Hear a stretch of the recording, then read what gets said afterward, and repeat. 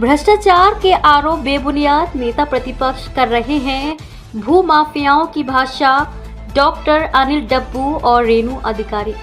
उत्तराखंड मंडी परिषद के अध्यक्ष डॉक्टर अनिल डब्बू और महिला उद्यमिता विकास परिषद के अध्यक्ष रेणु अधिकारी ने नेता प्रतिपक्ष यशपाल आर्य द्वारा लगाए गए भ्रष्टाचार के आरोपों को सिरे से खारिज किया है। दोनों नेताओं ने इन आरोपों को बौखलाहट भरा और तथ्यहीन बताया। उन्होंने कहा कि अगर यशपाल आर्य के पास कोई साक्ष्य है तो वे तत्काल मुख्यमंत्री को अवगत कराएं, सरकार तुरंत कार्रवाई करेगी। नेताओं ने कहा कि मुख्यमंत्री पुष्कर सिंह धामी ने स्पष्ट आदेश दिए थे कि पुराने प्राधिकरण और विनियमन क्षेत्रों को छोड़कर नए क्षेत्रों में मानचित्र प्रक्रिया स्थगित कर दी जाए। उन्होंने आरोप लगाया कि यशपाल आर्य ने ये बयान उन भूमाफियाओं के दबाव में आकर दिया है जो सरकारी जमीनों पर अवैध कब्जा कर कॉलोनियां बना रहे हैं। दोनों नेताओं ने कांग्रेस पर भ्रष्टाचार को बढ़ावा देने का आरोप भी लगाया और बताया कि अभी तक 150 से अधिक भ्रष्टाचारी जेल भेजे जा चुके हैं।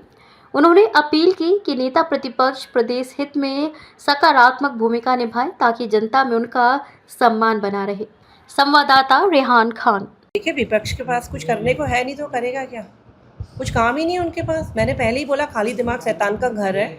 और मैं आपसे कहती हूँ, आप लोग न्यू इंडिया में जी रहे हैं भाई, न्यू इंडिया में जी रहे हैं। आपके पास ऑनलाइन आप कोई भी दिक्कत हो तो आप किसी के साथ कोई प्रॉब्लम होती है, सोशल मीडिया के माध्यम से अपनी प्रॉब्लम बताते हैं, तुरंत तो सॉर्ट आउट होती है। आपके साथ व्यवस्था की गई है, 1064 की व्यवस्था की है, 1905 की व्यवस्था की गई है। अगर कोई ऐसी दिक्कत आती है तो हम जनता, सरकार और जनता के बीच में कड़ी के रूप में कार्य कर रहे हैं, माननीय मुख्यमंत्री जी के प्रतिनिधि के रूप में कार्य कर रहे हैं। हमें बताइए ना, तुरंत उस पर कार्रवाई होगी, नहीं होगी तो आप देखिएगा। प्रधानमंत्री जी ने कहा है, माननीय मुख्यमंत्री पुष्कर सिंह धामी जी ने कहा है, एक हवाई चप्पल पहनने वाला व्यक्ति भी हवाई जहाज में बैठ सकता है। हमारे सरकार की विचारधारा के लक्ष्य अंत्योदय, पथ अंत्योदय, प्रण अंत्योदय। तो आप समझ सकते हैं ना कि इतनी ईमानदारी, निष्ठावान तरीके से हम लोग कार्य कर रहे हैं।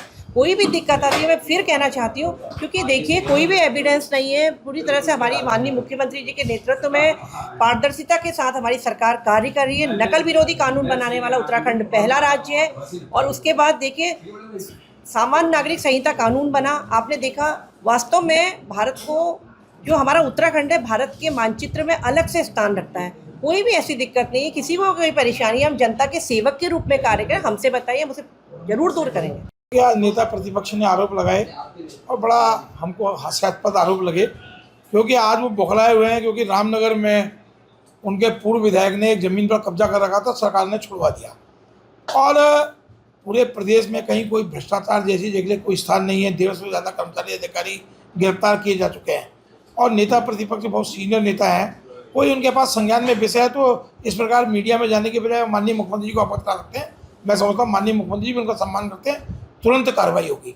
और अगर वो कहीं भूमाफिया जो अवैध रूप से कॉलोनियाँ काट रहे हैं, उनके दबाव में बयान दे रहे हैं, तो मेरी उनको बड़े भाई के छोटे भाई के नाते सलाह है कि वो सकारात्मक चीज़ों पर ज़्यादा ध्यान दें।